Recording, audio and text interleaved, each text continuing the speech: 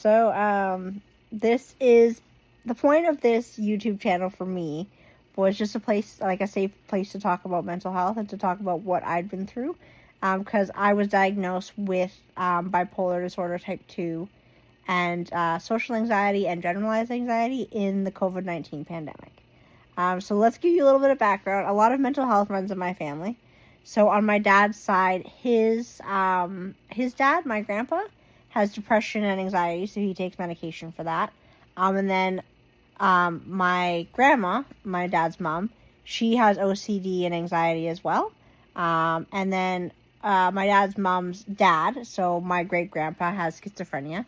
2 of her brothers have schizophrenia as well. One of them died fairly early from drowning. And then the other one is medicated for it. I think he has now passed away. And then my dad's grandpa, or my grandpa on my dad's side, his uncle is an alcoholic, and one of his daughters, so my dad's cousin, passed away from alcoholism too. Most likely my dad's uncle, my great uncle Dave, is dead. But yeah, so there's lots of mental health on that side. My dad's fine, and my mom is fine, and my brother's okay.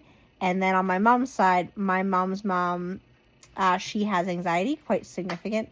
And then my mom's dad has ADHD, and so both of my cousins on my mom's side have ADHD, and those are my only 2 cousins.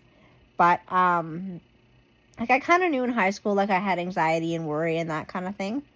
But I never imagined I would be bipolar. And there's an argument, like, one of my previous partners argued it was because I smoked weed, but I didn't smoke all that much. And I started when it became legalized. Like, that's when I started more regularly. I did do it once when I was 18, but that's not very early on. I didn't really drink at all either. I didn't have a challenging childhood. And I probably smoked it, I'd say, 12 to 15 times in my life, maybe 20. Like, I haven't smoked it a lot, and I don't do it regularly now.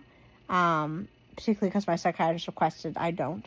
But I don't think it's that. I think it's more what happened to me in university, and we'll get to that in future videos. But ultimately, it was more the environmental piece that was a trigger for me.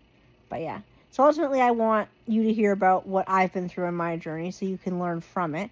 Or if you see something in others, or if you just want to listen. Because it was quite a learning experience for me and my family. Because no one had been diagnosed with it before, and it's quite something new, right? It's easier to identify, like, anxiety and depression and that type of thing, but bipolar disorder is quite unique and challenging, particularly when it masks itself as it did for me. So yeah.